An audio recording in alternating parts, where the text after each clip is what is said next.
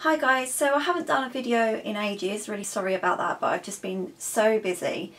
I wanted to do this video today about injuries in ballet or dance or any other. I mean, this could relate to anything really. You could have got an injury in any sport and you know what to do about it. Those of you who follow me on social media, you'll know that back in May I broke my wrist in ballet, which was quite surprising considering I was actually at the bar at the time. But it goes to show that injuries can happen anywhere, even when you think you've got the security of the bar there.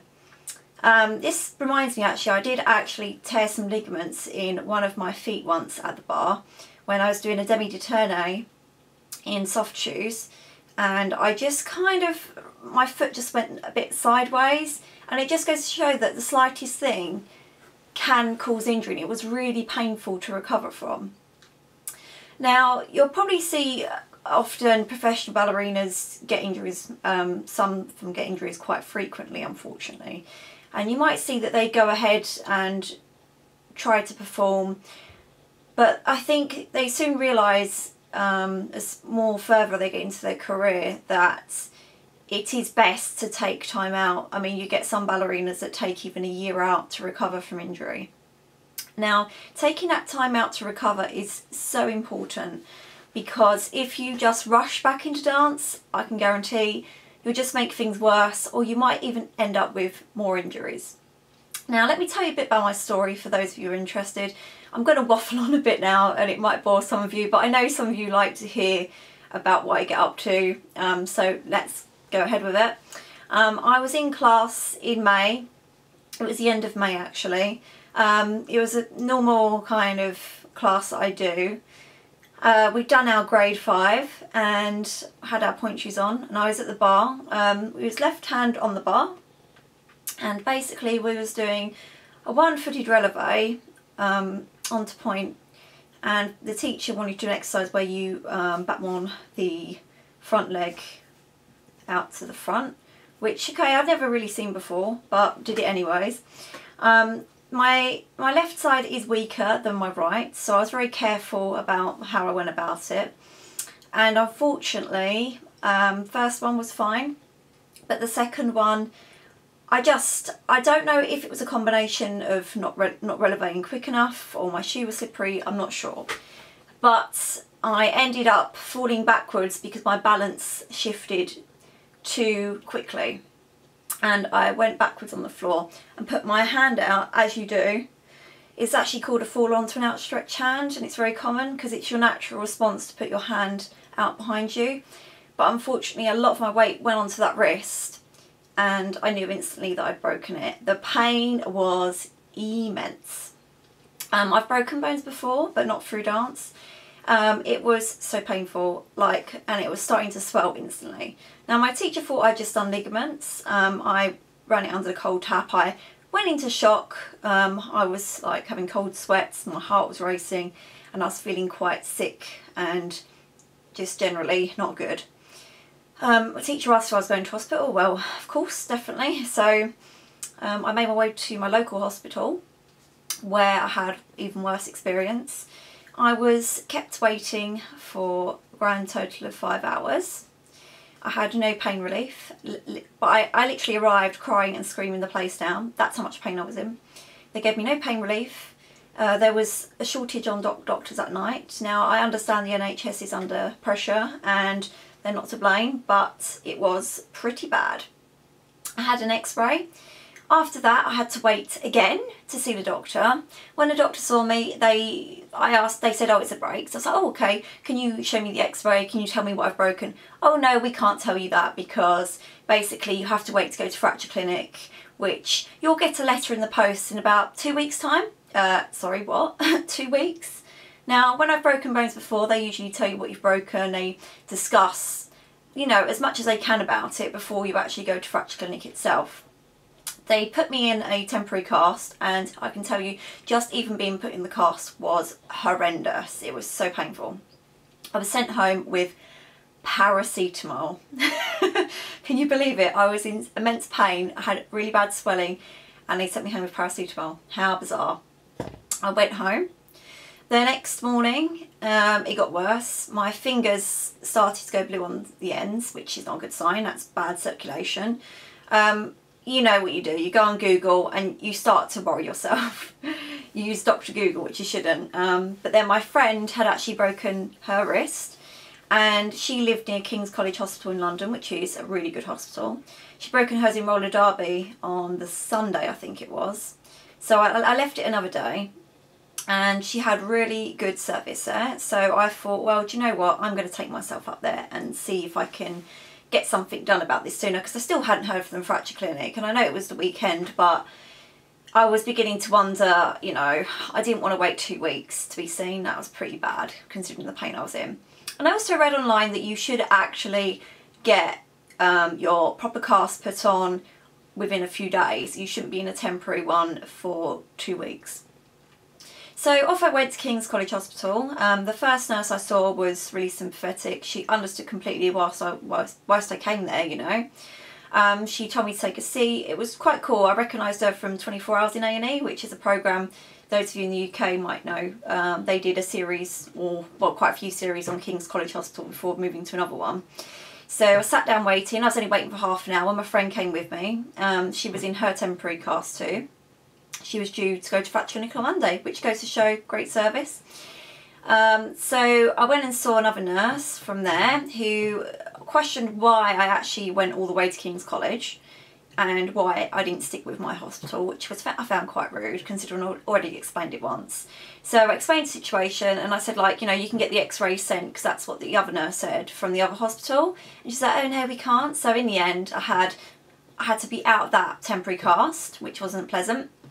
Luckily enough, they gave me excellent pain relief. They then x-rayed it again and then confirmed to me that I'd broken my distal radius, and it was quite a break indeed. They kind of like did some movement with it. Well, there was no movement. I also had really bad swelling on this part here. It was a massive like balloon of blood under the skin, so I'd been bleeding internally, which is not good. So they put me in another temporary cast, and luckily enough told me that I would be going to fracture clinic on the Monday, which was way better. So the very next day off I went and saw a surgeon there who was really, really good. He told me I'd be put in a cast for 6 weeks. And now, okay, it wasn't ideal because I also work as a makeup artist. So basically I had to cancel all of my bookings, all my brides. Can you imagine phoning a bride up and telling her that she won't have a makeup artist for the big day? It's shocking. So that happened. I had to cancel prom makeups, I had to cancel point shoe fittings. I had to cancel my whole life basically for 2 months. And if you know me, you'll know that sitting around for 2 months is not my style. It's not something I can cope with at all. Knowing I can't do exercise, knowing just doing everyday tasks like brushing, washing my hair, making dinner, anything like that, everything was put on hold. And I had concerts I was going to. There was so much that was coming up, and it was summer, you know, I was really excited. I also had my grade 5 ballet exam coming up. Obviously couldn't train for that either. The only things I could do is like basic, very basic bar work at home, because the weight of the cast wasn't ideal, and of course it's more dangerous. I'm very lucky I didn't actually do any damage anywhere else, especially to my feet. Luckily enough, my feet were fine. So that was a bonus. So the next day, yep, had the cast put on, was told 6 weeks, had to go back in 2 weeks. Basically it was to and fro with the surgeon, keeping a check on it, x-rays, and you know, just making sure it was healing okay. So roll forward 6 weeks, I finally got my cast off, and when I was in my cast I noticed that my thumb was really hurting, especially across here and there, and I had not much movement. People were telling me it's just because I was in the cast, but I knew there was something else going on. So when I got my cast off, I was quite shocked that I had like no strength at all. I couldn't even do this. I was really worried, because at that point I thought, wow, you know, this is going to take a lot of work to get that wrist moving. So I was referred to physio, and I've been there quite a few times now, and they have been absolutely fantastic. There has been improvements, but they did tell me I have indeed damaged my thumb, which I didn't know about, but as I mentioned, I was certain I had actually damaged it. still going to physio now. I have to wear a special splint thing when I work and a bandage, and I have to do special exercises and using things to improve my grip. When I went back to ballet, which was, I think it was July sometime, just shortly before the actual grade 5 exam, it was a struggle, my balance, everything. But I had been doing grade 5 ballet for 4 years, so I was desperate to get this exam out of the way. So I just went ahead and did the exam. Now, on the actual exam day, it was a boiling hot evening. It was sweaty, it was disgusting. We have no aircon in the studio. Generally, the conditions for the exam were not perfect. I prefer to be hot than cold, don't get me wrong, but it was hard. Luckily enough, the examiner cut us some slack, and she didn't make us do the exercises like, you know, 3 or 4 times round, which some of them need, which I was a bit sad about, because sometimes I feel that if I do it on the 2nd or 3rd attempt, it's better than the 1st. So I feel that I didn't get to give it my all. I did work hard, don't get me wrong, but it could have been stronger. And the results reflected on that. I got pass plus. It goes pass plus, commended, highly commended, and honours. It's the old school grading of RAD basically. For those of you who don't know, BATD Ballet is British Association of Teachers of Dancing, and I do believe it's older than RAD. And I've had RAD teachers look at the syllabus I was doing and think it was actually really hard. I've taken RAD classes, and it depends on the grade really, but I like them both anyways. So I wasn't too thrilled about the result, but the grading has got harder, and grade 5 is very tough. So I can't beat myself up too much about it. I'm just glad I passed. So I was just glad, you know, despite having 2 months off, that I got through it. That was a miracle. So going back to injuries, and like, you know, I was so tempted to push myself more to do more whilst I was in my cast, but I didn't.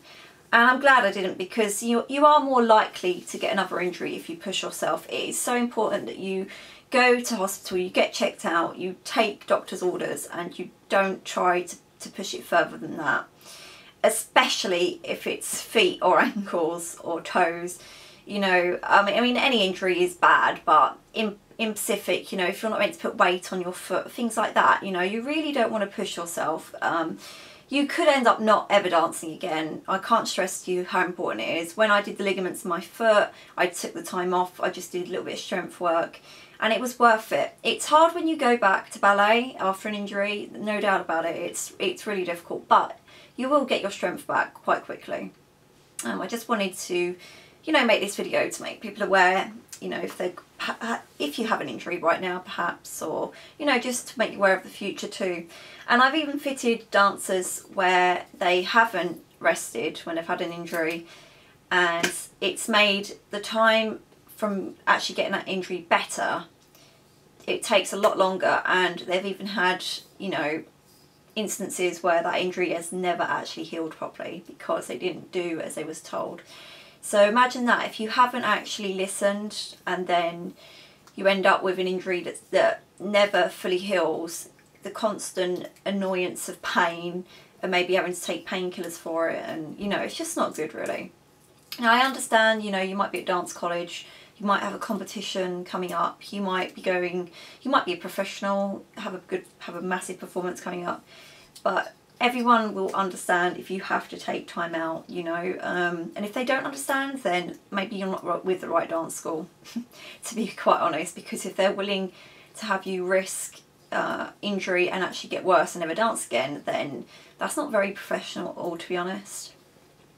It does help to have a good physio. I was very lucky with getting a great physio at King's. I don't know what else to say really. I'm just going to leave this video on that. There are so many more videos that I plan to make. I just haven't had time. This year's been quite tough. I've had a lot of personal stuff to deal with, as you probably know. I've had, you know, a lot of work. I've been travelling around, but there are so many videos I want to do. If you have a video in mind you'd like me to do, feel free to drop a comment below. Please also follow me on Facebook, facebook.com/tothepointefitting, link below. I'll put all the other links below as well. As you know, I do Pointe fittings. I'm a Grishko stockist. I travel all over the UK fitting shoes, so maybe you would like a fitting with me, or you know your whole dance school would like a fitting, then I can sort that out. So feel free to contact me, and please subscribe to my channel. Hopefully you didn't find this video too boring. I'll see what else I'm going to do a video on next. Thanks for watching. Bye.